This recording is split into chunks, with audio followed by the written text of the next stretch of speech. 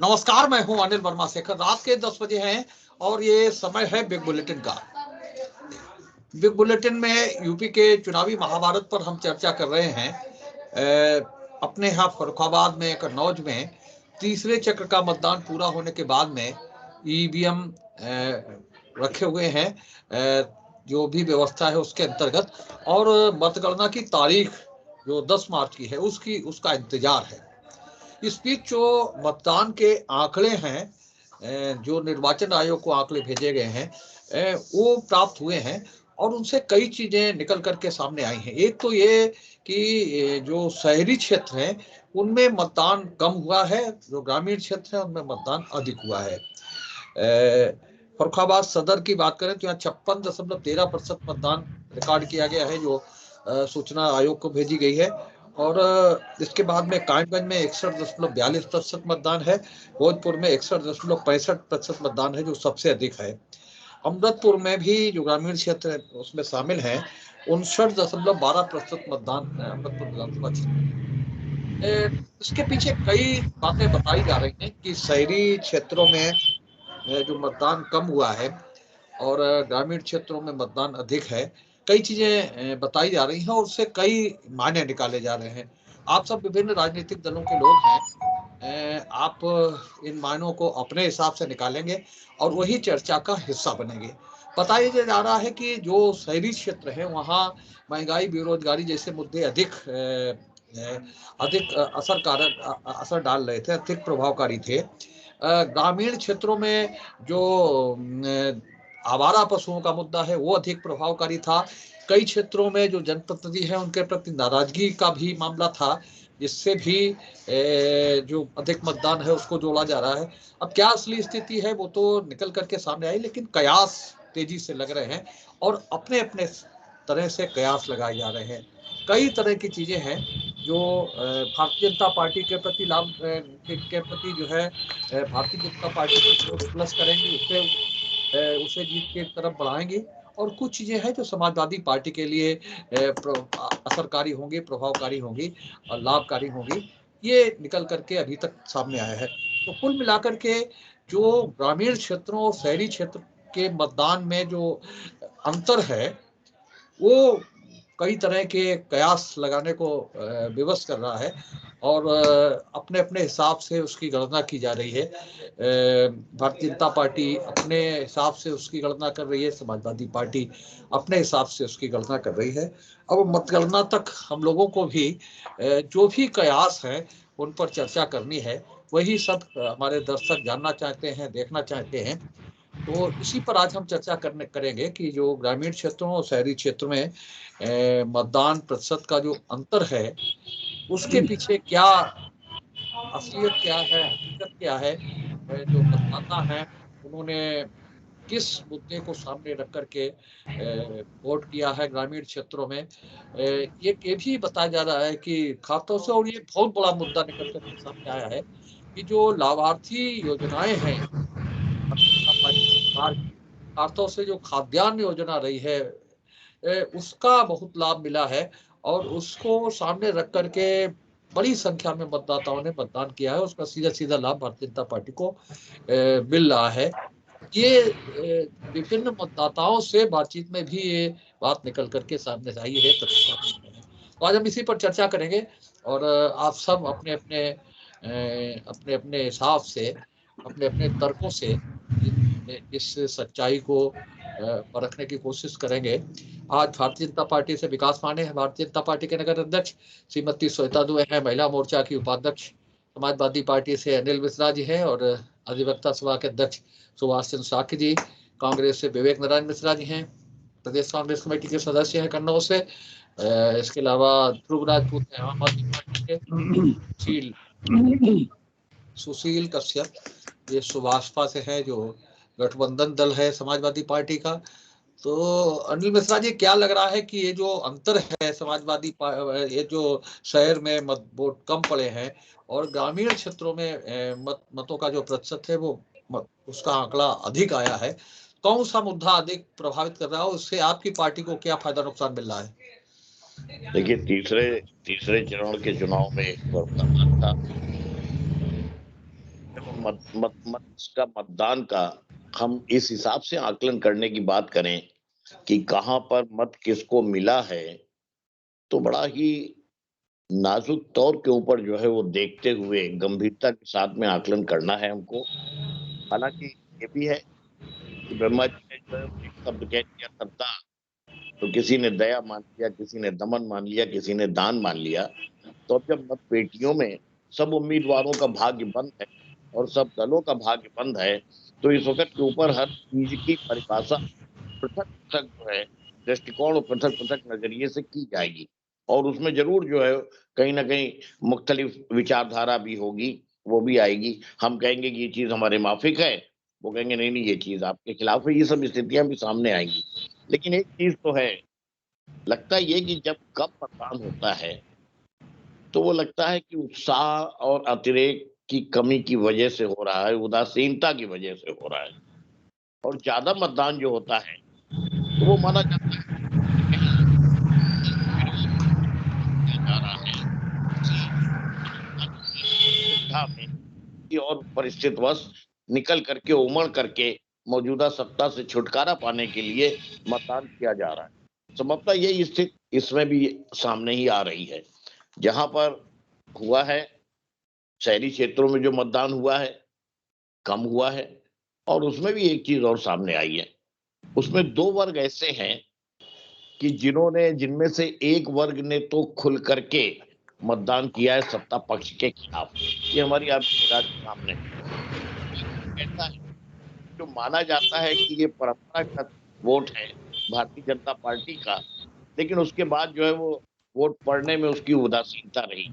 इसको भी नजरिए में रखना चाहिए। जहाँ पे ग्रामीण इलाके की बात है, ग्रामीण इलाके में एक तरफ जो है वो हमारा की समस्या है और जो मुख्य समस्या है, बल्कि अगर फर्रुखाबाद से इतर कहीं सोचे तो एक आध जगह तो ये भी नारा लग गया था कि खेती साथ और किसान बचाओ हाथ। तो ये एक ऐसी घटना रही थी जिसने पूरे उत्तर प्रदेश में प्रभाव डाला। फर्रुखाबाद जनपद में भी उसका प्रभाव पड़ा, वो भी रहा। और जहाँ पे ग्रामीण इलाके की बात होती है तो कुछ परंपरागत ऐसे हैं कि जिनको की लोग समाजवादी पार्टी के साथ जोड़ लेते हैं। उनमें नॉन यादव भी हैं, यादव भी हैं, ओबीसी पिछड़ी जाति भी है, साक्ष्य से लेकर और अपने निषाद समाज तक, ये सब हैं जो ग्रामीण परिवेश में ले रहे हैं। और वहाँ प्रतिशत ज्यादा होता है, वहाँ उत्साह के साथ में बढ़ करके जो है वो किया गया। फिर एक परिस्थिति में ऐसा पसंद नहीं आ रहा है, तुम्हें जो किया है, मैं समझता हूँ शायद वो अगर शहरी क्षेत्र का है तो भी और ग्रामीण क्षेत्र का है तो भी नौजवान हमेशा अन्याय के खिलाफ लड़ने की बात करता है। वो उम्र ऐसी होती है कि जिसमें कि अन्याय, अपमान, अनादर, नाइंसाफी, इनके सबके खिलाफ जो है वो अपने खड़े होने का साहस भी होता है और लोग खड़े भी होते हैं। नौजवानों के सामने एक बेरोजगारी की भी समस्या रही।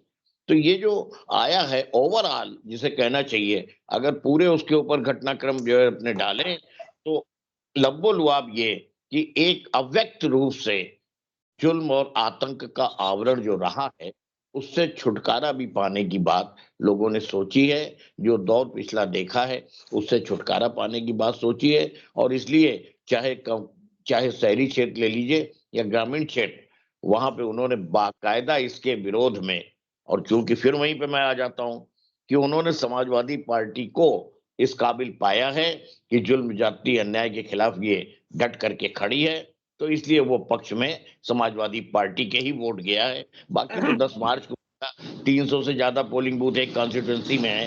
हर पोलिंग बूथ पे ना हम जाते हैं ना आप जाते हैं, लेकिन पूरा मिजाज का आकलन ये है कि इसमें समाजवादी पार्टी की ही बढ़त है, पूरे फर्रुखाबाद जिले में भी और पूरे उत्तर प्रदेश में भी। ठीक है साहब। सुशील जी बोलिए जरा, क्या है, कितनी मदद करी है समाजवादी पार्टी की? साहब मदद क्या, तो मदद नहीं साहब, गठबंधन है हमारा। मदद एक अलग चीज होती है, मदद एक अलग चीज है साहब। गठबंधन है, गठबंधन के सहारे हम सब लोग रह रहे हैं इस समय। देखिए साहब, हमारा तो एक तरह से मानना है कि जो भारतीय जनता पार्टी का वोटर होता है वो शहरी क्षेत्र में ज्यादा रहता है साहब, जहाँ शहरी क्षेत्र है उसमें ज्यादा रहता है। और भारतीय जनता पार्टी से शहरी क्षेत्र का जब वोट कम पड़ा है साहब, तो आप अंदाज ही कर लीजिए कि जब वोट शहरी क्षेत्र में कम पड़ा तो भारतीय जनता पार्टी को तो नुकसान होना ही होना है। वाह। इसके बाद साहब ग्रामीण क्षेत्र में जो वोट पड़ा है साहब, बहुत पड़ा है।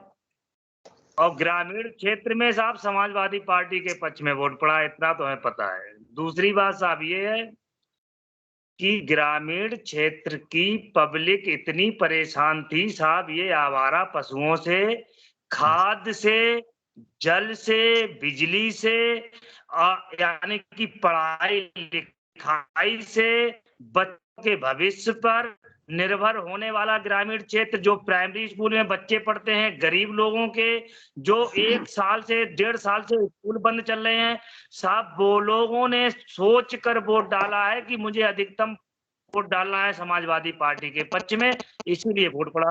दूसरी चीज है कि सबसे ज्यादा अगर नौकरी या कहीं बेरोजगारी है तो सबसे ज्यादा शहरी क्षेत्र में है। शहरी क्षेत्र में सबसे ज्यादा वोट साहब और पड़ा है, जो नोटा में भी, फर्रुखाबाद विधानसभा में नोटा में ही वोट निकलेगा, ये भी हमारा मानना है साहब, दावा है, नोटा में ही बहुत वोट पड़ा है।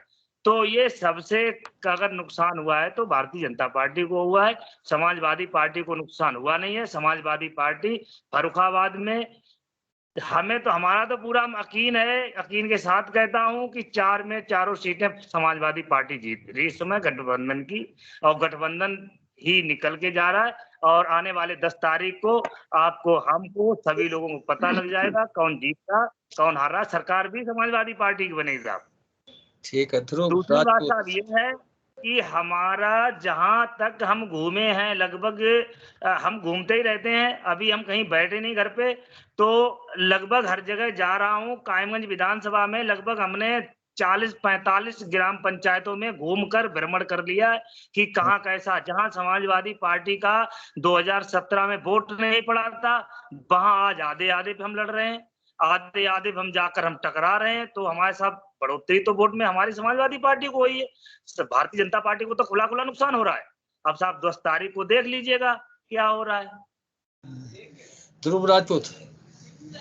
जी सर, तृतीय चरण का जो मतदान हुआ है वो पूरा का पूरा आलू बेल्ट है सर, और उसी में फर्रुखाबाद भी आता है।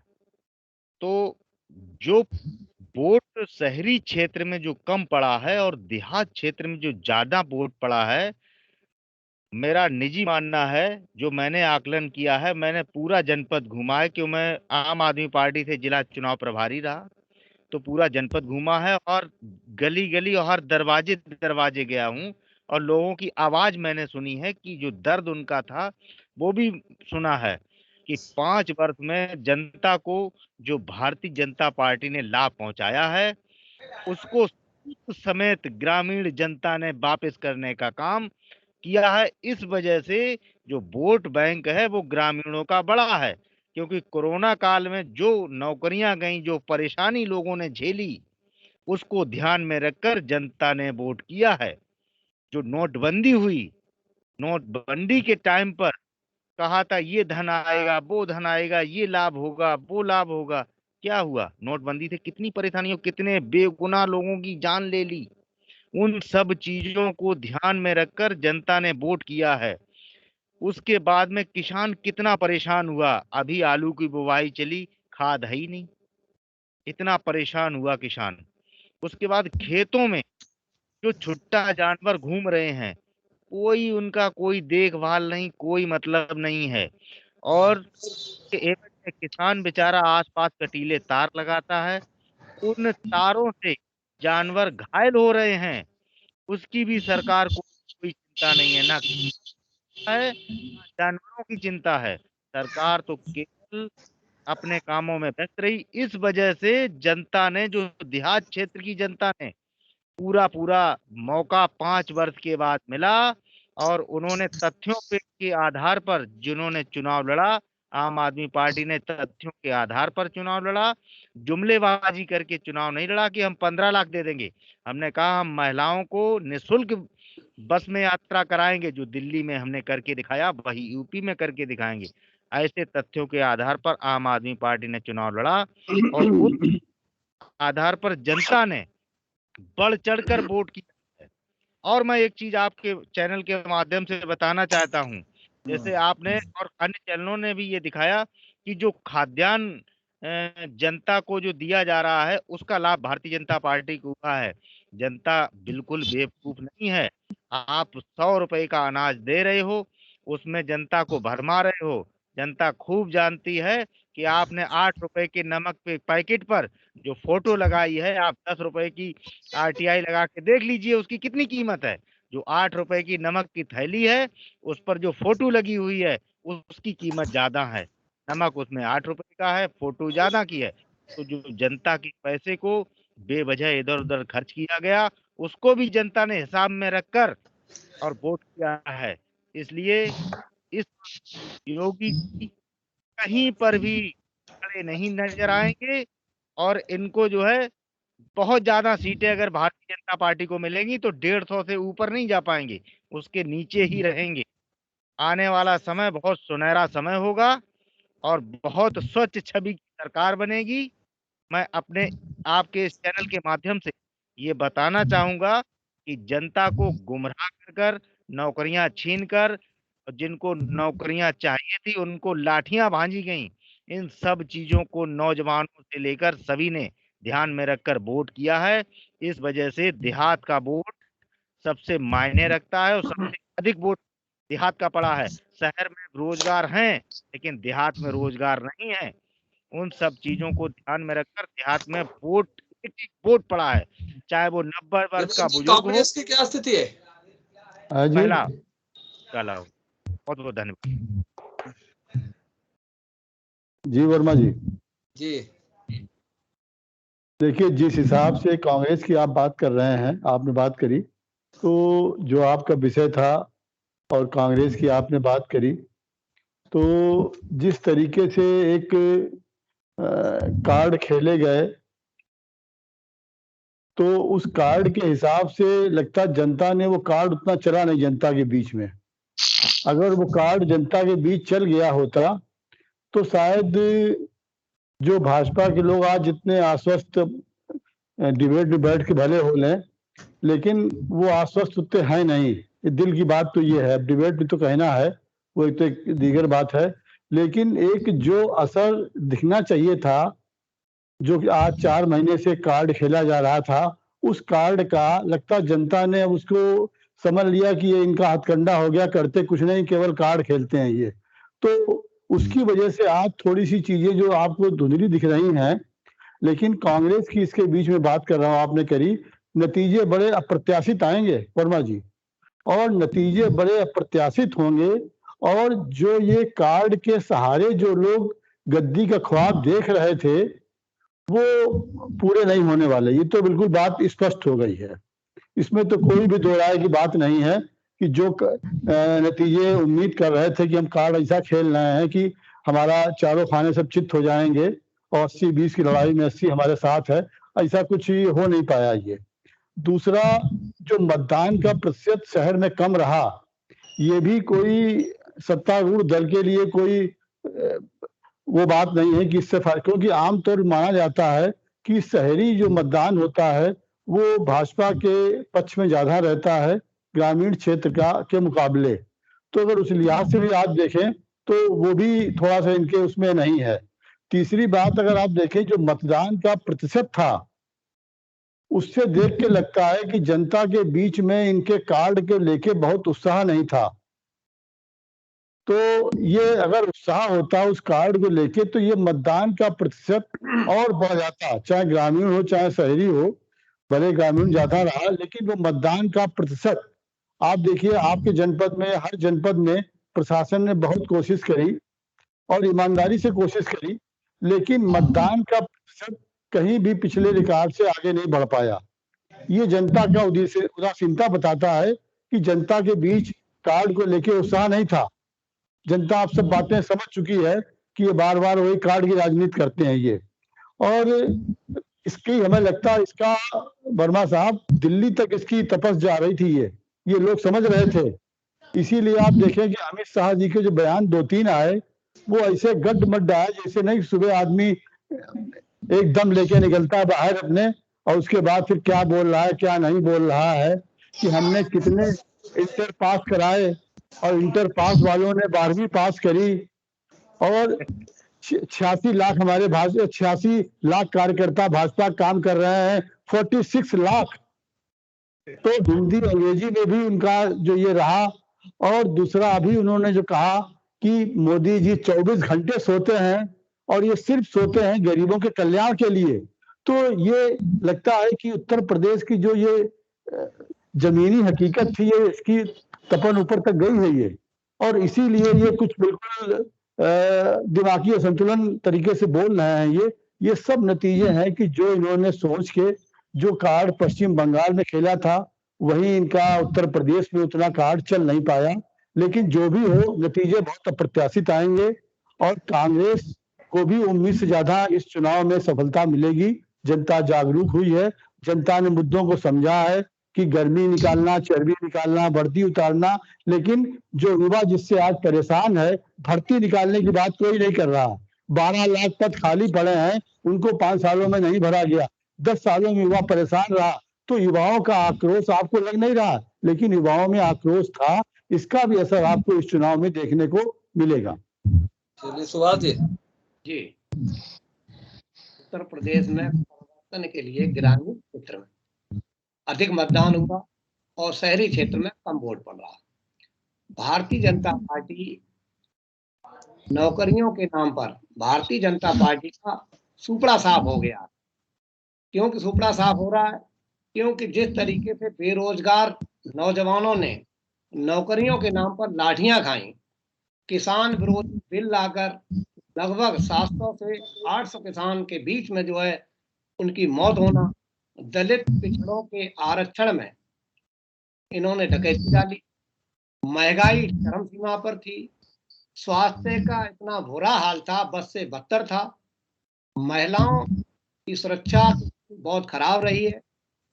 प्रदेश में सड़कों की स्थिति इतनी दयनीय रही है कि सारी सड़कें गड्ढा में थी या गड्ढा सड़क में था, ये कोई आज तक जान ही नहीं पाया, ये बीजेपी वाले जान ही नहीं पाए। इन सब से निजात पाने के लिए जनता, प्रदेश की जनता इतनी आक्रोशित है और उत्तर प्रदेश को आम जनता जो है उत्तम प्रदेश बनाने के लिए समाजवादी पार्टी के गठबंधन, इसमें महानदल है, राष्ट्रीय जनता दल है, सुहेल देव भारतीय समाज पार्टी है, अपना दल कमेरावादी है, अन्य दल हैं, सारे समाजवादी पार्टी की सरकार बनने जा रही है। और जो अब तक 4 चरणों में सीटों का चुनाव हुआ है, उनमें 221 सीटें समाजवादी पार्टी और गठबंधन पार्टी मिलकर आ रही है। तो निश्चित है इनका जो है कहीं से टिकने वाले नहीं, और इनकी 2 अंकों से ज्यादा सीटें नहीं आएंगी 7वें चरण में, ये मैं आपको बता दूं। उसके लिए कार्य तो किया ही नहीं। तो हमारी सरकार समाजवादी गठबंधन की सरकार आएगी, शहर में कम वोट, ग्रामीण क्षेत्रों में अधिक मतदान, कमल जो है मुरझा गया और साइकिल फर्राटे से दौड़ गई है, ये हमारा कहना है। चलिए श्वेता जी। भाई साहब, जैसा कि बताया कि गठबंधन और सपा तैर रहा है, तो इनके लिए हम कहना चाहते हैं कि पार होगा वही जिसे पकड़ेंगे राम, जिसको छोड़ेंगे पल भर में डूब जाएगा। तो समझ लीजिए हम तो राम के सहारे पार हो गए हैं। और रही बात अभी भाई साहब ने कहा तपिश दिखाई दे रही है, तो अमित शाह जी, अरे छोड़िए दिल्ली की तपिश, लखनऊ की सुनिए, न सांप रहेगा न बांसुरी बजेगी। ये कौन सी तपिश का उदाहरण है भाई साहब? साइकिल बहुत तेज निकल गई भाई साहब, उत्तर प्रदेश से बाहर हो गई है, बहुत तेज। आप कह कुछ भी लीजिए कि गड्ढे में सड़कें हैं या जो भी है, मन को दिलासा देने के लिए ख्याल बहुत अच्छा है, देते रहिए। नहीं आ रहे हैं 22 में, ट्राई करिएगा 27 में। ठीक है। और रही बात नगरीय क्षेत्रों में जो भारी मतदान नहीं हुआ, जैसे शहरी क्षेत्रों में होता है, तो जब सरकार के विरुद्ध एंटी इनकम्बेंसी होती है तो भारी मतदान होता है। जब जनता सरकार के साथ है तो वो सरकार को हटाना ही नहीं चाहती है, तो भारी मतदान विरोध में क्यों करेगी? इस ओर भी ध्यान दीजिए भाई साहब। जैसा कि सपा के ही भाई साहब कहते, जो सावन में अंधा हो गया, आप लोग 2017 में जो आंखें बंद हो गई, कतई खुली नहीं रही है 5 साल में, अब खोल लीजिए, आ रही है। हम दोबारा आ रहे हैं 22 में, आप लोग 27 में ट्राई करिएगा फिर से, फिर अभी 5 साल दोष और ढूंढिए क्या है क्या नहीं है। और हमने जो है ग्रामीण क्षेत्रों में जो अपनी पकड़ बनाई है, ये आंकड़ा अभी का नहीं है, ये 2017 का भी है। 2017 में भी भारी मतदान हुआ है ग्रामीण क्षेत्रों में, आप पिछले आंकड़े देखिएगा। इसका मतलब ये है कि मोदी और योगी की योजनाओं की पहुंच जन जन तक है। भारत जो है वो गाँव में बसता है, इसलिए भारी मतदान हुआ है गाँव में। और जो भी हमारी योजनाएं रही हैं, उसके लिए हमने नगरीय और शहरी क्षेत्रों को, नगरीय और ग्रामीण क्षेत्रों को देख के विकास कार्य नहीं किए हैं। हमने घर घर शौचालयों का निर्माण किया है, प्रधानमंत्री आवास योजना है, सुमंगला विद्युत योजना है, मुफ्त खाद्यान्न। अरे 8 रुपए के पैकेट में 2 रुपए का भी नमक दिया तो केजरीवाल जी की तरह भगा नहीं दिया कि बस से छोड़ दिया है यूपी बॉर्डर पे। भाई साहब आप लोग, आप उत्तर प्रदेश को दिल्ली बनाना चाहते हैं? नहीं भाई साहब, नहीं, कृपा करिए, दिल्ली नहीं बनाना है हमको उत्तर प्रदेश को। ठीक है, मुफ्त खाद्यान्न दिया, 8 रुपए का ही सही दिया, मुफ्त वैक्सीनेशन करवाया।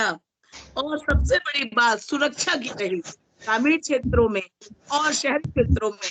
तो आए दिन दंगे होते थे, लड़ाई झगड़ा होता था, एक सुरक्षित वातावरण तैयार किया। उसी वातावरण और इन सब के पीछे हमारी लाभार्थी योजना थी, हमारे कर्मठ संघर्षशील और मेहनती जुझारू कार्यकर्ता थे, और हमारी सरकार की कार्य प्रणाली थी। इन सब के और हमारा ठोस संगठनात्मक ढांचा था, जिसके कारण आज हम जनता के बीच विकास को लेकर गए और जनता ने हमारे पक्ष में मतदान किया है। हमको गांव तक अलग से कुछ पहुंचाने की जरूरत नहीं पड़ी। हर यहाँ तक कि टूटे फूटे शब्दों में वो योगी नहीं बोल पाते हैं, ओगी ओगी बोलते हैं, लेकिन कहते वो यही है कि आ रहे हैं योगी। हमने वोट उनको दिया है, हमने स्थानीय किसी व्यक्ति को नहीं देखा है, हमने वोट दिया है योगी जी को, और केंद्र में दिया है मोदी जी को मजबूत करने के लिए। इसलिए भाई साहब नहीं कहना है, और न कोई एंटी इनकम्बेंसी है, न कुछ है। आ रहे हैं हम 22 में पुनः भारी मजबूती के साथ। विकास जी, बहुत बहुत धन्यवाद भाई साहब। सबसे पहले तो मैं कुछ आंकड़े आपको बता दूं। जो मतदान को लेकर के आप चर्चा कर रहे हैं, शहरी मतदान और ग्रामीण मतदान के तुलनात्मक अध्ययन का जो विषय रखा है आपने, तो मुझे लगता है कि कुछ साथी उस विषय से थोड़ा सा भटक से गए हैं। खैर कोई बात नहीं, मैं आपको कुछ आंकड़े बता देता हूं। 2014 में जब पहली बार माननीय नरेंद्र मोदी जी की सरकार बनी थी भारत में, तो 66.4% मतदान हुआ था पूरे भारत में। और फिर उसके बाद 2019 में भारतीय जनता पार्टी की सरकार ने उससे भी बड़ी लकीर खींची। तो जानते हैं भारत देश में मतदान कितना हुआ था? 67.1%। तो ये दिखाता है कहीं ना कहीं कि जो मतदान को लेकर के आप ग्रामीण क्षेत्रों में अत्यधिक मतदान को लेकर के कह रहे हैं, तो मुझे लगता है कि किसानों पर जो डोरे डालने का काम विरोधियों द्वारा किया गया, वो जादू चला नहीं। किसान ये समझ गए हैं कि उनका सही हित कौन देख रहा है, किसको कौन सही मायने में काम कर रहा है, और कौन किसने केवल उन्हें बरगलाने का काम किया। इसलिए किसानों ने बड़े पैमाने पर मतदान करने का काम किया, भारतीय जनता पार्टी के पक्ष में मतदान करने का काम किया है। ये तो स्थिति रही आपकी यहाँ की। दूसरी बात, अभी एक आवारा जानवरों यूपी में, सबसे बड़ी बात मैं आज आपको बता दूं, बहुत बुनियादी विषय समझने का प्रयास करिए। कभी आवारा जानवर का विषय ले आते हैं, कभी सांडों का विषय ले आते हैं। इस यूपी में, उत्तर प्रदेश में रोड होल्डअप, राहजनी, दिन दहाड़े डकैती, छात्राओं के साथ छेड़छाड़ी करने वाले सांड आज कहां हैं? ये पूरा उत्तर प्रदेश ने देखा है। ऐसे सांड अब घूमते नहीं दिखाई देते हैं। ऐसे आवारा जानवर आज अपने बिलों में छुपे बैठे हैं जो इन सबके साथ छेड़खानियां करते थे। तो चिंता ना करिए, 2017 में जब हम सरकार में आए तो ऐसे जानवरों को भी हमने दुरुस्त कर दिया है। और चिंता न करिए, यही बात हमारे माननीय मोदी जी ने कही कि 2022 में हम सत्ता में वापसी करेंगे तो हम इन जानवरों को भी ठीक कर देंगे। जो जानवर हमारे किसानों का खेत उजाड़ रहे हैं, हम उसकी भी चिंता करेंगे, जैसे हमने ऐसे जानवरों की चिंता की कि जो दिन दहाड़े हमारी बहू बेटियों के साथ छेड़खानी किया करते थे और हमारे जो हैं वो दिन दहाड़े डकैती डाल दिया करते थे। ऐसे ऐसे गुंडे और माफियाओं और साड़ों का भी हमने तथाकथित समायोजन किया है, उन्हें उचित जगह पहुंचा के रखा हुआ है। ठीक है, दुरुस्त है। तो उत्तर प्रदेश की कानून व्यवस्था के ऊपर और हमारे सुशासन के ऊपर उत्तर प्रदेश की जनता ने मुहर लगा दी है, ये मैं पूरे विश्वास के साथ आपसे कह सकता हूं, इसमें कहीं कोई दो राय नहीं है। रही बात शहरी क्षेत्रों की, तो शहर का मतदान प्रतिशत, चाहे आप एमसीडी के इलेक्शन ले लीजिए, चाहे आप म्युनिसिपल इलेक्शन ले लीजिए, चाहे नगर पालिका के इलेक्शन लीजिए, ये बड़ा दुर्भाग्य है। ज्यादातर पढ़ी लिखी जनता शहरों में रहती है और ये विषय आज का नहीं है, ये बहुत पुराना विषय है। शहरों में मतदान का प्रतिशत कम होना कहीं ना कहीं हमारी आपकी भी जिम्मेदारियों पर प्रश्न चिन्ह उठाता है। मैं हमेशा से ये कहता हूं, ये किसी राजनीतिक दल का या किसी चुनाव आयोग का विषय नहीं है, ये हमारे आपके सामाजिक ढांचे पर भी प्रश्न चिन्ह उठाता है। शहर बड़े शिक्षित आबादी का विषय होते हैं, जब इतने शिक्षित लोग इतने उदासीन हो जाते हैं चुनाव के प्रति, तो मुझे लगता है कि हमें सीखना चाहिए ग्रामीण लोगों से कि वो कितना बढ़ चढ़ के अपनी जिम्मेदारी को समझते हैं। और इसे फर्रुखाबाद के इलेक्शन को लेकर के या उत्तर प्रदेश में ग्रामीण और शहरी इलेक्शन को लेकर के नहीं देखना चाहिए। हाँ भाई जी, इजाजत है। हाँ शेखर जी, केवल 2-3 बातें कहूंगा और इस अनुमति के साथ में कि बड़ी शांति से सुना है तो बातों को सुन लीजिएगा, उसके बाद कहीं भड़कने की बात करिएगा, जो जवाब हो दे दीजिएगा सवालों का। एक तो खाली 2 पंक्तियां कह देता हूं कि आम आदमी ने महसूस किया कि शायद उनका आखिरी हुई है सितम, ये समझकर हर सितम हम सह गए। और फिर जब अन्याय के खिलाफ जब भावना होती है तो एक और सवाल किया सत्ता पक्ष से कि जुबा तो खोल, नजर तो मिला, जवाब तो दे। जुबा तो खोल, नजर तो मिला, जवाब तो दे। अरे 5 साल में कितना लूटा है, हिसाब तो दे। पूरी जिंदगी लूट ली गई ये खाली। मैं एक बात सबसे आखिर में कहूंगा, क्योंकि उसके बाद मैं समझता हूं कि निश्चित रूप से भारतीय जनता पार्टी की प्रवक्ता गण जो हैं वो पूरी तैयारी के संग जवाब देने के लिए आएंगे। ये जानवरों को तो जो है और विभिन्न प्रकार के अलग अलग किस्म के जानवरों का जो तजुर्बा है उनको तो बड़ा ठिकाने लगाया है आप लोगों ने। लखीमपुर में किसानों के ऊपर जिन्होंने गाड़ी चढ़ाई थी वो किस श्रेणी में थे? मनीष गुप्ता की किस सरकारी वर्दी में जिन लोगों ने हत्या की थी वो किस श्रेणी में थे? और द्रौपदी का चीर हिरण महाभारत काल के बाद जिसने किया था वो किस श्रेणी में थे? जरा इन जानवरों को जो प्रश्रय दिया गया या ठिकाने लगाया गया, ये आप सवाल का देंगे जवाब। आखिरी बात मैं कह दे रहा हूँ, इसमें सबने अपनी अपनी बात बड़ा स्पष्ट तरीके से की और समझ भी ली हम लोगों ने। भाई विवेक भाई ने एक बात कही थी और उसमें एक वाक्य आया था, वो उसका अर्थ मैं नहीं समझ पा रहा हूँ, अज्ञानी हूँ थोड़ा सा, बाकायदा पढ़े लिखे ज्ञानी लोग सब लोग यहाँ पे हैं।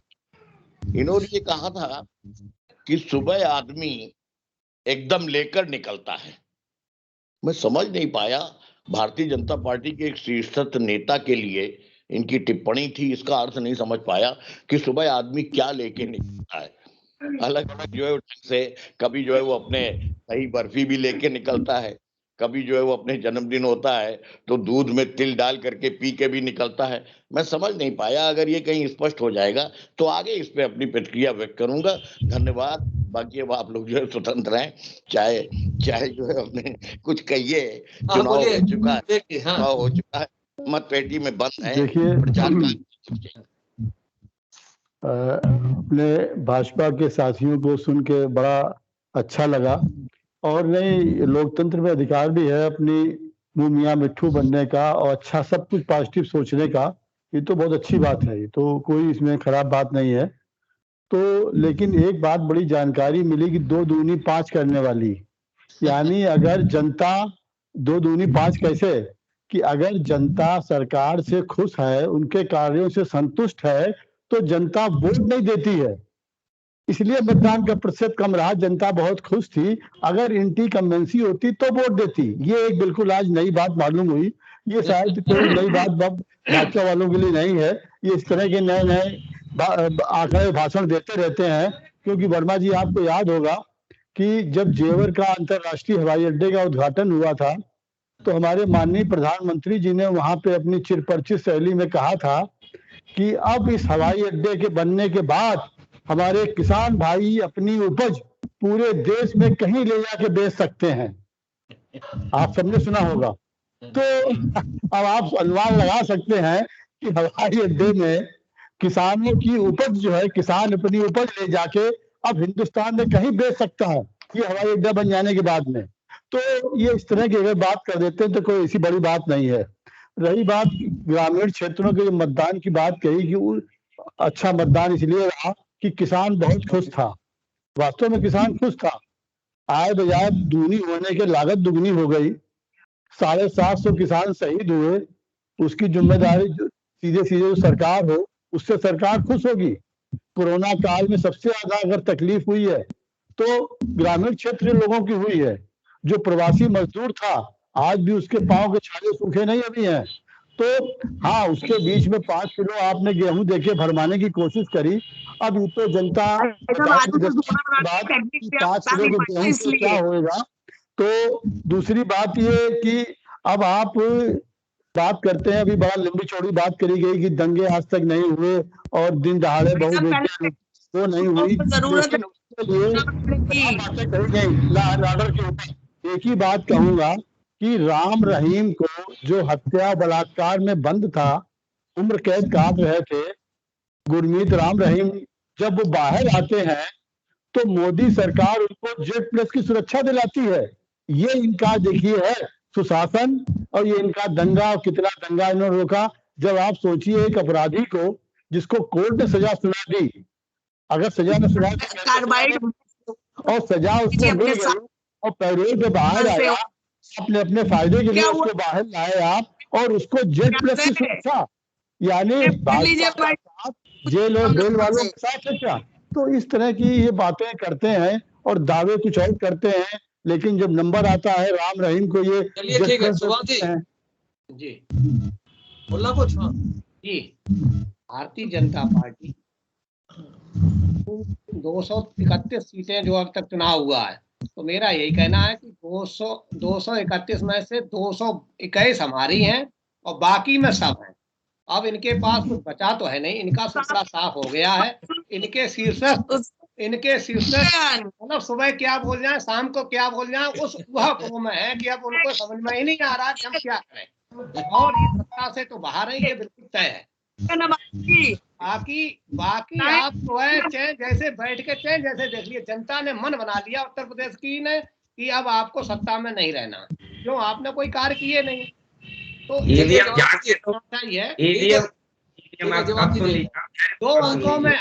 दो अंकों में सिमट के रह जाएंगे, ये मैं आपको बिल्कुल वादा करता हूँ। ये ना देख लेना कहा गया था हमारे प्रवक्ता जी समय समाप्त हो रहा है, वो दिल्ली नहीं बनेंगे। ये तो जवाब दीजिए। अगर जवाब सुनने का मादा रखते हो सपा के साथी, कांग्रेस के साथी, तो सुन लें।